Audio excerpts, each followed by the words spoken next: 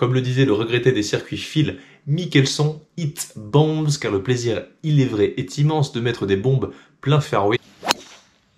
Certains le détestent et d'autres ne jurent que par lui, mais tous désirent secrètement le maîtriser. Il fait ressortir les égos, mais également les complexes les plus enfouis. Je veux bien entendu parler du grand, du gros driver.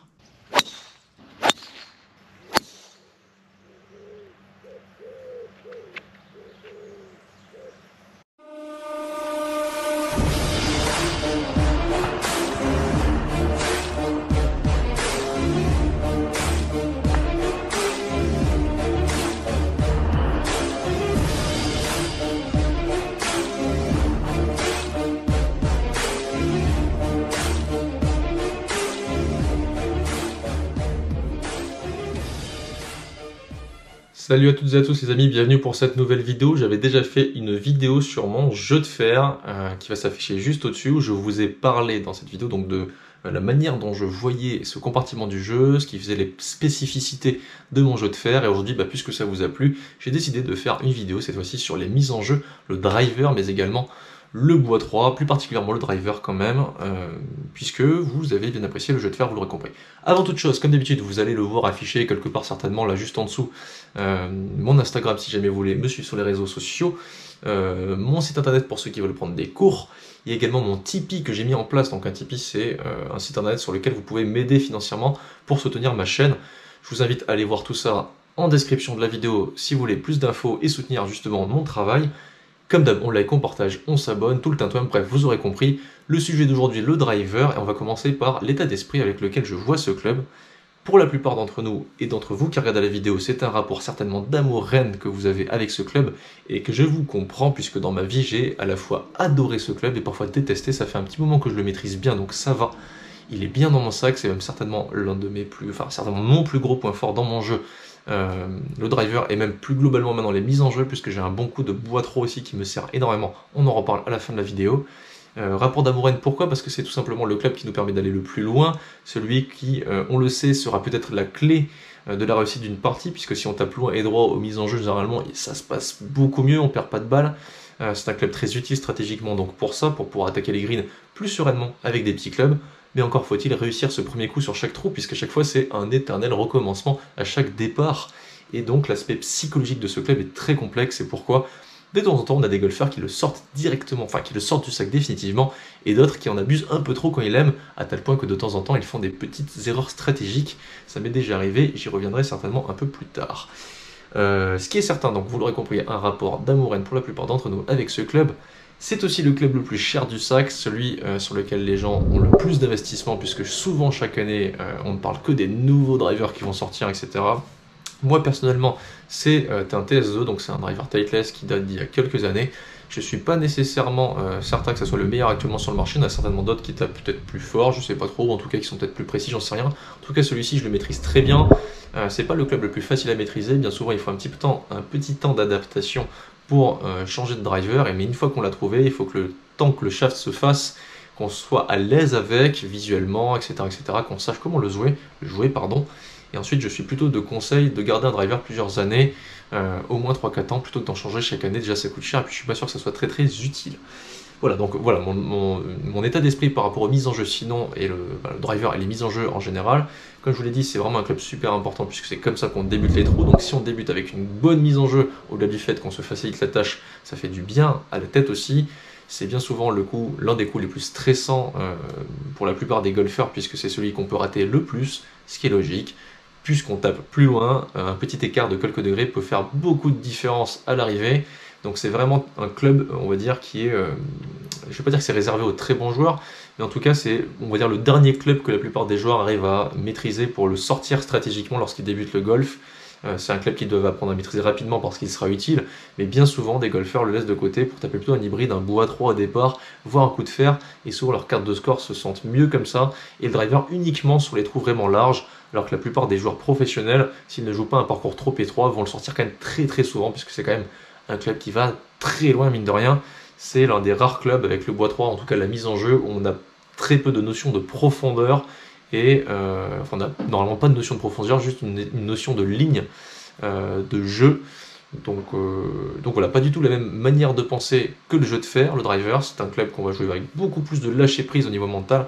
Ça, on y revient juste après. En attendant, vous allez regarder mon swing à vitesse réelle. Depuis tout à l'heure, il passe à vitesse lente. Et on se revoit juste après.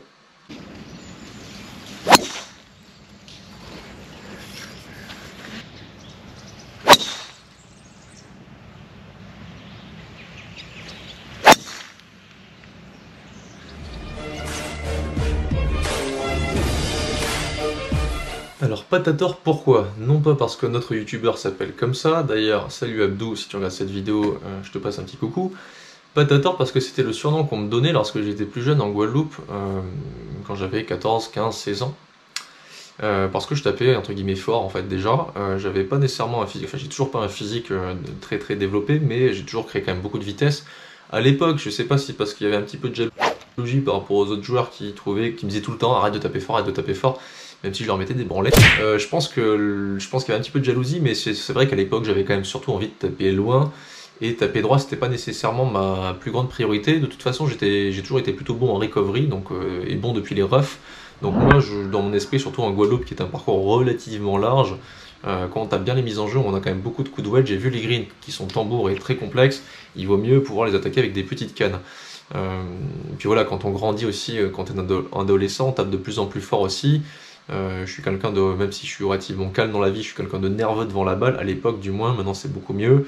Et du coup j'avais un rythme assez incisif, assez rapide, surtout en début de transition, c'est plus trop le cas aujourd'hui, mais voilà, on m'appelait Patator à l'époque. Ce qu'il en est aujourd'hui de la réalité, c'est que parmi le monde des professionnels, je ne fais pas partie des plus puissants du tout, j'ai une vitesse de swing moyenne à peu près sur le parcours entre 111,5 et 112 miles par heure. Je ne sais pas si ça vous parle, mais c'est très légèrement en dessous de la moyenne des circuits mondiaux. Je peux aller plus vite, mais là je vous parle de ma vitesse de croisière, ça dépend des périodes aussi. Il y a des périodes où je suis beaucoup plus tranquille si je n'ai pas, je sais pas, je suis un peu fatigué physiquement, j'ai fait du sport 2 jours avant et j'ai pas eu le temps de récupérer, il fait un peu froid, je suis un peu engoncé, c'est un peu l'hiver par exemple ou l'automne, je vais plutôt swinguer à 108,5, 109, et c'est vraiment le minimum. Et ensuite il y a des périodes où je me sens vraiment à l'aise et je vais swinguer à 114, 115 sans trop m'en rendre compte, dès que j'essaie de mettre un peu la sauce. Donc voilà, pour ça que la moyenne est aux alentours de 112, 111,5, 112, et de temps en temps je peux aller un peu plus vite, donc du coup, si j'en ai envie. Donc du coup ça fait une distance totale généralement en termes de carry de 247-255 mètres, donc un peu plus de 250 mètres quand je la frappe bien en termes d'angle d'attaque, etc. Et une roule qui va l'emmener aux alentours de 270-275 mètres en moyenne sur un drive bien frappé au milieu de la face. Lorsque je l'accélère, je peux aller plus loin au carry, je peux dépasser les 260-265, mais là il faut vraiment que du coup je m'emploie, je risque de donc moins bien la toucher en termes de contact sur la face, et donc finalement de ne même pas bénéficier de la vitesse supplémentaire. C'est pourquoi lorsqu'il y a des obstacles à passer à plus de 260 mètres, à part si je suis, comme un bunker par exemple, à part si je suis vraiment très en forme, je tente même pas, je préfère taper un driver normal, quitte à ne pas viser l'endroit où justement je suis censé dépasser. Ça va vraiment dépendre de la configuration évidemment. Si une fois qu'on dépasse ça s'élargit à mort, là du coup je peux tenter. Après je suis quand même quelqu'un qui les prend relativement très milieu de face. Si je vous montre une photo de mon driver, vous allez comprendre. C'est normal, c'est mon niveau de jeu aussi, je suis pro, donc généralement je les prends plutôt milieu de face, donc quand j'ai envie de les accélérer, j'avoue que parfois je me le permets. Toujours est-il qu'aujourd'hui on ne m'appelle plus Patator. J'ai aussi bien changé ma rythmique de swing, ce qui doit avoir un petit peu un lien. Quand vous me voyez frapper, ça paraît pas nécessairement très heurté comme swing, c'est plutôt même relativement fluide, mais parce que je l'ai travaillé pendant très longtemps et pendant des années en fait, cette rythmique, avec un club qui va monter, on va dire, un peu plus loin dans les amplitudes qu'avant, et un démarrage beaucoup plus lent dans la transition en début du downswing, alors qu'avant j'arrachais très vite, j'arrachais encore très vite à la descente, mais physiquement, pour éviter de me blesser et de tenir dans la durée, on va dire, de ma carrière, du coup j'ai changé de swing et j'ai changé ma rythmique au driver aussi. Alors qu'est-ce qui fait mon point fort au driving, puisque je vous ai dit au début de la vidéo que c'était mon point fort, c'est justement ce rapport de puissance-précision. Je ne suis pas extrêmement puissant comme j'ai pu le dire juste avant par rapport à mes pairs, par contre je suis proportionnellement plus précis que ceux qui tapent à cette distance-là, donc je ne fais pas partie des tout meilleurs drivers, j'en connais certains qui sont vraiment bons, mais en tout cas je sais que quand je joue des parties avec des collègues pros, même s'ils sont meilleurs que moi en termes de scoring, donc sur des divisions supérieures, etc., comme ça a pu m'arriver de temps en temps jouer avec des bons joueurs, des très bons joueurs, je n'ai jamais rien eu à envier en termes de driving généralement, puisque je touche quand même beaucoup de fairway. par rapport à ma puissance. Donc quand on touche beaucoup de fairway à 260-270 mètres, forcément ça aide. En termes de pourcentage, ça va dépendre des parcours évidemment, mais ça m'arrive relativement souvent de faire des parties où je touche 90% voire 100% des fairways, même si je prends le driver tout le temps. Maintenant que je prends le bois 3 de temps en temps aussi, ça m'aide en plus sur certains trous où je ne suis pas à l'aise à avoir une option B, ce qui me permet d'avoir un pourcentage de fairway touché au-dessus de 70%, plutôt aux alentours de 75-80% de fairway touché, malgré le fait que je ne joue pas des parcours nécessairement très larges ici dans le sud-ouest et d'une manière générale sur les tournois, et que donc du coup j'ai une puissance relativement importante. Donc après, ça veut dire que si j'arrive pas à scorer malgré ces mises en jeu, c'est qu'il y a d'autres choses qui pêchent dans mon jeu. Ce sera l'occasion d'y revenir dans une prochaine vidéo. Vous le devinez déjà, puisque certains me suivent déjà, le putting c'est pas mon gros point fort, donc malheureusement je ne bénéficie pas souvent de mes mises en jeu qui sont plutôt très performantes. Si donc le rapport puissance-précision est plutôt bon de mon côté, si j'ai eu quand même des périodes de ma vie où c'était pas top, aujourd'hui franchement ça va beaucoup mieux, j'avais des défauts que je n'ai plus. Je vous invite maintenant tout de suite à regarder mon swing en ralenti, on va le regarder ensemble, comme ça je vais pouvoir vous montrer, vous démontrer pourquoi j'ai ce rapport de puissance-précision qui est quand même assez intéressant. Alors on va recommencer par mon swing de profil, donc au ralenti. Donc là j'ai une posture relativement athlétique, un peu plus qu'avec les fers, un peu plus droite, forcément le club est plus grand. Là on remarque un retard de club très important au niveau des poignets, c'est ce qui crée vraiment la libération d'énergie. Ensuite la précision, puisque j'en ai parlé, regardez ma phase de club, elle reste très square après l'impact, je n'ai pas tant de release que ça contrairement à d'autres joueurs. Moi dans ma façon de jouer au golf avec le driver, en fait j'ai la sensation de devoir absolument tenir mes mains en zone d'impact parce que vu que j'ai une phase de club un peu fermée et que dans mon swing, vous allez le voir juste après de face, j'ai tendance à rester un peu en arrière. Mon gros défaut avant, c'était d'avoir les mains qui se refermaient trop vite et je faisais des quick hooks. Et donc les quick hooks ont été vraiment dans ma vie de golfeur une hantise pendant longtemps, à l'époque où c'était pas encore juste au moins point fort le driver, c'est-à-dire jusqu'à mes 20 piges à peu près. Je jouais très bien au golf, il n'y avait pas de souci, mais j'avais, on va dire, une ou deux fois par partie des bananes à gauche. Donc quand ça tombe sur les mauvais trous, direct, on prend des pions dans la figure. Quand ça tombe sur les trous, ça va, ça va. Il y avait des parties où j'en avais pas, mais là, depuis, on va dire, 3-4 ans, même peut-être un peu plus, franchement, la dernière fois que j'ai fait un quick hook, je ne me rappelle plus vraiment, ça m'arrive très rarement, pour deux raisons principales, justement parce que j'ai cette fameuse tenue des mains que vous avez juste avant, mais aussi parce que j'ai ralenti ma rythmique au début de la descente, donc mon club, on va dire, subit un peu moins, on va dire, la violence de mon downswing. Résultat, il se referme un peu moins, malgré le fait que je reste encore un peu en arrière, même si, encore une fois, c'est toujours moins qu'avant. On va le voir tout de suite en vidéo de face. Nous voici donc de face, donc on remarque que le stance est un peu plus large que les épaules, contrairement au fer. J'ai aussi les genoux plutôt sur les extérieurs, donc c'est vraiment une base très stable dans mon swing, un grip neutre, une balle placée comme il le faut en face du talon du pied gauche. Je démarre le swing en bloc avec le haut du corps qui à cet instant-là a vraiment tourné, les poignets ne sont pas encore armés, il n'y a que le coup de droit qui commence simplement à s'armer. C'est le poids du club qui va venir faire s'armer les poignets dans mon swing. Là on regarde ma tête est vraiment en arrière par rapport à la balle, légèrement en arrière par rapport au centre du corps sur lequel j'ai débuté mon swing. À cet instant-là, c'est pareil, ma tête reste toujours en arrière, c'est-à-dire que j'ai déplacé mon poids sur la droite, vraiment pied droit, et je l'ai conservé sur la droite jusqu'au moment de l'impact, ce qui m'aide à avoir une phase de club qui va être plutôt en train de remonter en zone d'impact, ce qui permet d'avoir un vol de balle vraiment, on va dire, plat, sans trop d'effet. Donc je prends la balle en arrière pour la scotcher en l'air, avec les mains, vous l'avez vu aussi, vraiment en avant, ce qui permet d'avoir une phase de club que je délofte avec un chemin qui remonte. En gros, l'idée au driver pour aller loin, c'est d'avoir un club qu'on garde fermé, avec un club qui va remonter. Si jamais on le fait avec une phase de club ouverte, ce qui va se passer, c'est que la balle va partir vraiment très haute, elle va être bourrée de backspin, donc elle ne va pas rouler. Et en plus avec le backspin, elle risque de perdre aussi en distance au carré si elle en a trop. Donc l'idée c'est d'avoir une phase de club fermée, mais qu'on réouvre grâce au chemin de club qui lui va être en train de remonter. Et ça c'est, j'y arrive grâce à un corps, vous l'aurez compris, qui se déplace vers l'arrière et qui ensuite reste en arrière en zone de frappe. C'est pas nécessairement le cas de tous les joueurs de golf de bon niveau. La plupart même sont plutôt un peu plus centrés. Mais moi, vu que j'ai les mains très en avant, puisque je tiens ma phase de club absolument pour pas qu'elle se referme, j'ai pas trop de jeu avec les mains avec le driver. C'est un jeu quand même vachement avec le corps. bah du coup je finis par devoir, pour garder ce contrôle sur la face, rester plutôt en arrière pour pas que les balles partent trop basses non plus, parce que si je reste vraiment, on va dire centré, mes balles partent plus basses. D'ailleurs je m'en sers de temps en temps pour faire des balles plus basses, mais mon jeu au driver est plutôt une balle relativement haute, plutôt portée assez loin en termes de carry, et roulant un peu, mais pas non plus énormément. J'optimise, on va dire, plus le carry que la distance totale avec la roule. En fonction des conditions, évidemment, ça change, mais mon driver, mon coup de drive normal est un drive qui va proportionnellement pitcher plus loin qu'il ne va rouler, parce que je trouve ça plus intéressant de porter la balle loin. En plus, elle s'arrête assez vite, ça empêche d'avoir des rebonds sur les côtés, on touche plus de fairway. Voilà. Des petits fades vs draw les amis, puisque je l'avais fait aussi pour les faire, donc vous l'avez remarqué dans mes vlogs, le fade c'est très rare, très rare avec les fers, un peu moins avec le driver, je l'utilise de temps en temps avec les mises en jeu et notamment le driver, mais ça reste quand même très rare. Donc pour le fade je m'aligne partie droite, enfin je suis partie droite du départ et généralement je m'aligne sur la gauche pour m'ouvrir l'angle et je la fais revenir.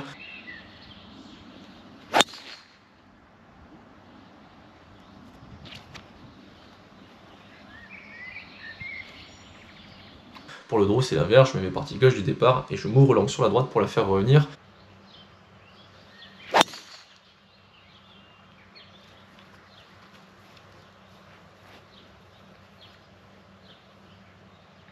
Mon draw, j'ai même pas besoin d'y penser puisqu'il est naturel, mon fade par contre je dois le forcer un petit peu, et la manière dont je vais le faire, je vais décaler la balle un peu plus à gauche dans le stance pour être certain d'avoir une face qui va être fermée en zone d'impact, parce que ce que je ne veux pas c'est un push slice, ça m'arrive rarement mais ça m'arrive, et je déteste au plus haut point cette trajectoire, elle est horrible, donc du coup je préfère mettre la balle à gauche pour avoir le temps que la face de club se referme. En revanche forcément, pour ne pas faire non plus un pull, il va falloir que dans mon geste j'ai la sensation en zone d'impact d'emmener, on va dire, le plan de mes épaules beaucoup plus à gauche que le plan de mes hanches sur lesquelles je me suis aligné. Donc autrement dit, je m'aligne partie gauche du fairway et j'emmène tout mon plan de swing et mes épaules plus à gauche que celui-ci, généralement sur les arbres, pour me permettre de couper un peu la balle et lui permettre de revenir normalement avec une trajectoire un peu plus basse que mes trajectoires en draw. En draw, je vous l'ai dit, je reste normal, j'ai de la chance, c'est comme ça depuis toujours, donc nickel.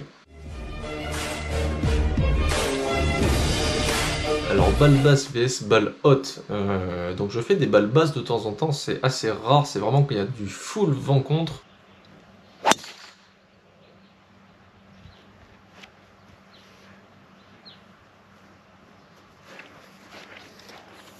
Mais c'est pas une trajectoire que j'apprécie particulièrement avec le driver, puisque je trouve qu'elle elle se rapproche dans mon cas relativement vite d'une balle que je n'arrive pas à faire sortir en ligne. Donc je suis pas très à l'aise avec la balle basse au driver, tout simplement parce qu'avec un fer, je comprends l'idée de refermer la face en augmentant un peu l'angle d'attaque et en tournant très fort avec le corps. À la fois avec le driver, vu que je suis du style à rester un peu en arrière, je vous avoue que la balle basse, c'est un peu contre nature par rapport à ma manière dynamique de swinger. Donc du coup, la balle basse au driver, je l'utilise pas souvent, je sais la faire, mais c'est pas nécessairement celle qui va m'être très utile, sauf qu'il y a vraiment tempête de vent contre. Mais même quand il y a vent contre, parfois souvent je préfère la mettre uniquement, on va dire, à hauteur normale, et j'essaie de jouer plutôt sur la quantité de backspin. Donc en fait, mon driver, on va dire mon coup de driver normal est plutôt efficace vent contre en fait, parce que c'est une balle en draw sans trop d'effet backspin à mi-hauteur.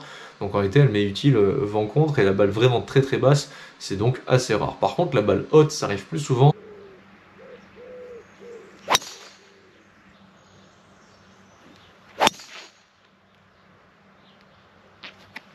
Notamment lorsqu'il y a du vent dans le dos, et là j'ai besoin de la porter très loin pour passer par exemple un obstacle.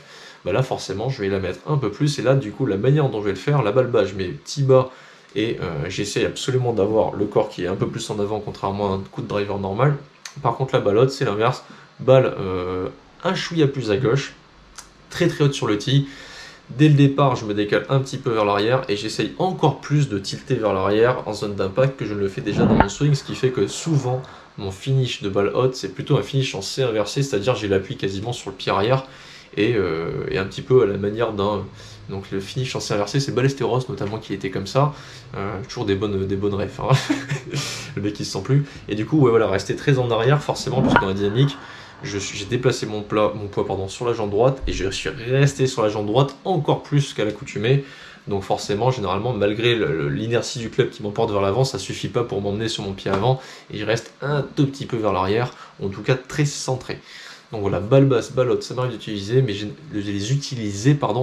généralement je reste quand même sur une balle assez neutre et quasiment tout le temps en draw, puisque je trouve que c'est ma manière la plus efficace de jouer avec ce club-là.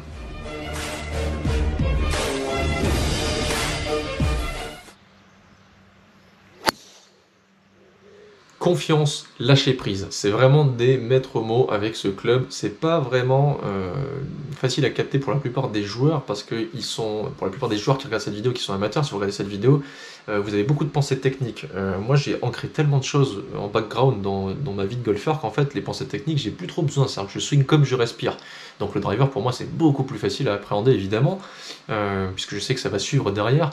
Néanmoins j'ai quand même eu une période où justement je mettais des bananes à gauche, donc justement cette période elle m'a permis de comprendre mentalement ce qu'il fallait faire pour réussir à bien driver. Je suis toujours capable de rater vraiment des drives, et généralement quand je les rate, c'est bien souvent que je n'ai pas confiance. C'est un club qui nécessite énormément de confiance et de lâcher prise. C'est un club aérien, il n'y a pas d'impact avec le sol, c'est-à-dire qu'en termes de vitesse, il faut avoir la sensation que son swing il est très large, très ample, et plus on prend d'amplitude, plus on prend de risques potentiels d'avoir des défauts dans sa technique, dans sa mécanique de geste, et donc dans le résultat. Donc c'est vraiment un club qu'il faut appréhender en se disant, de toute façon, si je rate avec panache. Et donc, de cette réflexion doit aboutir normalement la solution. Je ne dois pas douter un seul instant que je vais rater. Je prends ma ligne de jeu, je fais ce que je sais faire de mieux, c'est-à-dire en l'occurrence pour moi un draw, et quasiment 95% de mes drives se ressemblent tous. C'est des draws d'une dizaine ou d'une douzaine de mètres où je vise le 2/3 partie droite des fairways. Généralement c'est plutôt ça si le fairway est relativement droit, ou les bords droits s'il y a des fairways trop étroits. Mais en gros je vise entre le milieu et le bord droit, parfois les rough quand c'est très très étroit, et je laisse revenir ma petite curve vers la gauche. Et ensuite il ne me suffit que de penser à quelque chose simple comme de l'amplitude, un swing en termes de tempo, on va dire plutôt lent, surtout quand je suis sous pression, je ralentis un petit peu la bête, je me dis ouais, n'y va pas très vite, prends le temps de créer l'inertie, laisse le temps à ton club de créer la vitesse, fais un truc en équilibre jusqu'au finish, et ça va suffire, et généralement ça suffit. Donc voilà, des pensées très simples avec le driver pour moi, et surtout un énorme focus sur la visualisation de la trajectoire quand je me mets en arrière, et sur une routine que je respecte tout le temps, tout le temps, tout le temps, tout le temps. Le but avec ce club-là, c'est vraiment de se sentir à l'aise, et pour se sentir à l'aise, il faut une bonne routine, savoir ce qu'on veut faire et ce qu'il faut faire dans son swing pour y arriver, et ensuite ce n'est uniquement qu'une question de feu vert, et quand il y a le feu vert du cerveau, ben feu.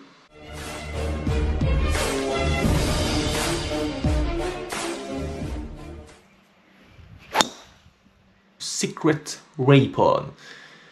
Le coup secret avec le driver senti, je sais que celui-ci, c'est Rina qui l'affectionne particulièrement. C'est pas un coup facile à faire, vous imaginez bien, puisqu'on n'est pas censé la prendre autre part normalement que sur le sweet spot pour bénéficier vraiment d'un bon retour de ce club. Mais il se trouve que quand la balle est bien posée sur l'herbe, sur le fairway, je peux utiliser ce coup de driver senti qui va me permettre de faire plus de distance que le bois 3 si jamais les conditions le veulent bien. Je m'explique, le bois 3 je peux le porter à 230 au carry depuis le fairway quand je la frappe bien.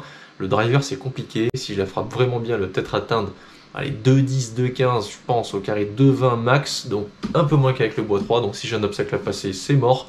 Par contre, après avoir atterri, elle va plus rouler et elle va atteindre 250 mètres, ce que je ne fais pas forcément avec le bois 3. Donc si jamais j'ai 250 mètres pour le green avec de la place devant et en gros pas énormément de danger en termes de bunker etc placé entre moi et le green, notamment pour les par 5 en 2 ou pour les par 4, non pour les par 5 en 2 en fait quoi qu'il arrive, je vais prendre, parce que si je fais pas de tee sur les par 4 au départ c'est un peu con, je vais prendre le driver senti, et dans le pire des cas si je la tape mal, c'est-à-dire si je la tape finalement un petit peu trop basse sur la face, tout ce qu'elle va faire c'est une topette qui va faire 170 mètres, et donc finalement c'est comme si c'était un lay-up, donc ce n'est pas un coup si risqué que ça en réalité, si on tient compte du coup raté avec. Ensuite c'est un club avec lequel si je prends pas de tee, dans le pire des cas aussi, si je fais un effet sur la droite ou sur la gauche, ce sera pas un gros effet.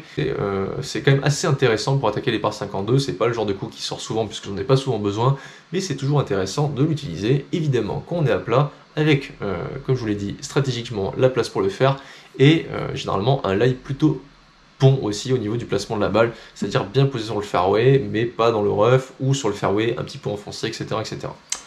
Voilà, maintenant que j'ai terminé avec le driver, on va parler du petit frère, le Bomber Boy, le bois 3.